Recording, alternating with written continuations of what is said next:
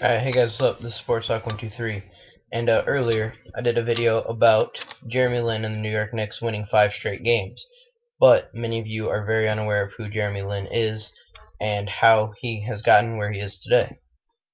Now I'm a very big fan of Jeremy Lin, not only because he's an inspiring story and he's come out of nowhere and leading the New York Knicks to all these wins, but because I'm a very big fan of Ryan Higa, and Jeremy Lin and him are very good friends. I'm pretty sure they're cousins. They're related.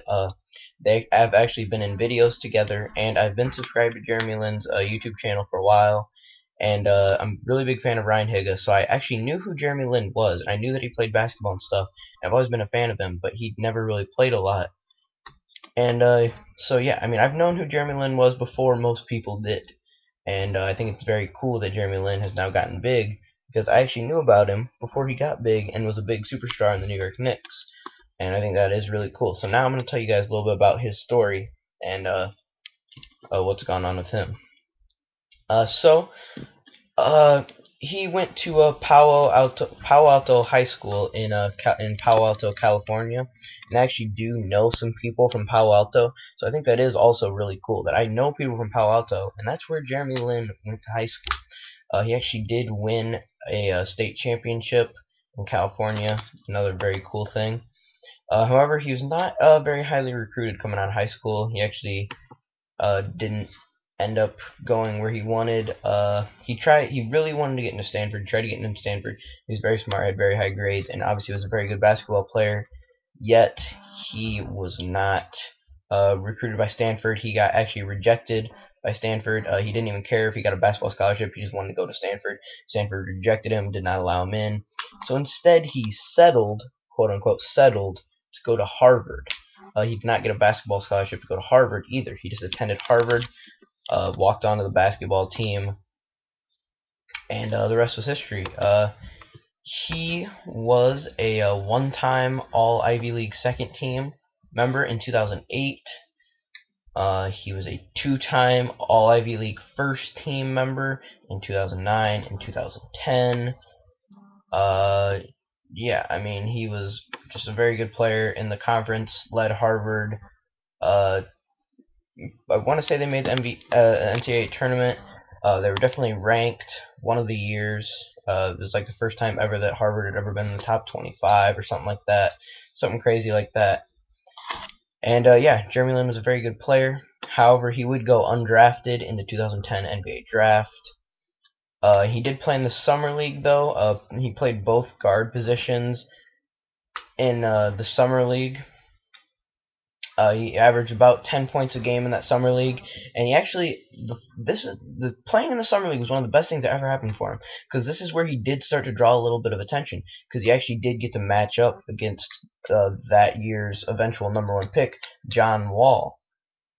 He went 6 for 12, scored 13 points. John Wall did upstage him, scoring 21 points, but John Wall shot 4 for 19, while Jeremy Lin shot 6 for 12, scoring 13 points.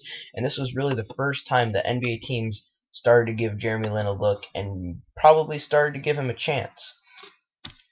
And then, eventually, he was signed by his hometown Golden State Warriors to a 2-year contract.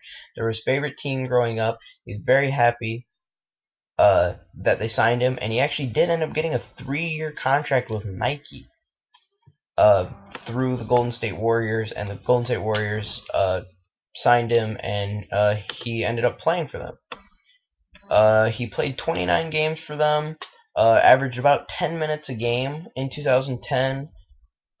Didn't really score anything. I mean, didn't really contribute to the team. Had about 3 points a game.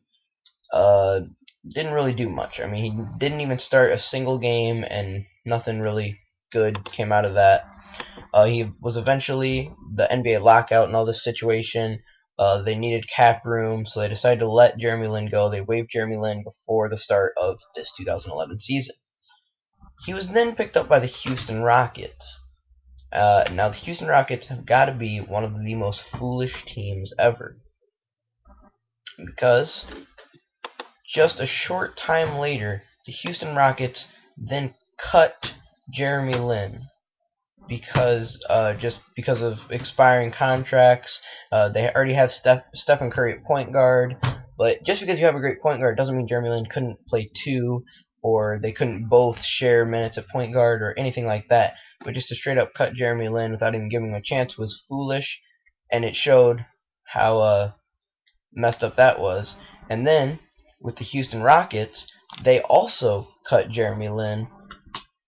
So that's two teams. The Golden State Warriors with Stephen Curry cutting Jeremy Lin, and the Houston Rockets cutting Jeremy Lin, both just because of cap room and needing space on the roster and things like that, because Jeremy Lin has an expiring contract and stuff. But still, I think you got to give this guy a chance. They should have given him a chance. And then eventually, after the Houston Rockets cut him, 3 days later, Lin would be called up from the developmental league by the New York Knicks. And from there, many of you guys have heard the rest. He came off the bench and scored 20 points in one game for the Knicks, started the next 4 games, and now the Knicks have won 5 in a row. Jeremy Lin has scored 20 points in 5 straight games, and yeah, they're looking very good. And yeah, Jeremy Lin looking like he's going to be a great player for the rest of the year. Could end up being a very solid starting NBA point guard for the New York Knicks, and they're going to be looking very good in the future. They're going to definitely be a contending team in the East now, and yeah. So that's pretty much it for today. Also, guys, if you want to subscribe to Jeremy Lin's YouTube channel, it's the JLin7. www.youtube.com/thejlin7.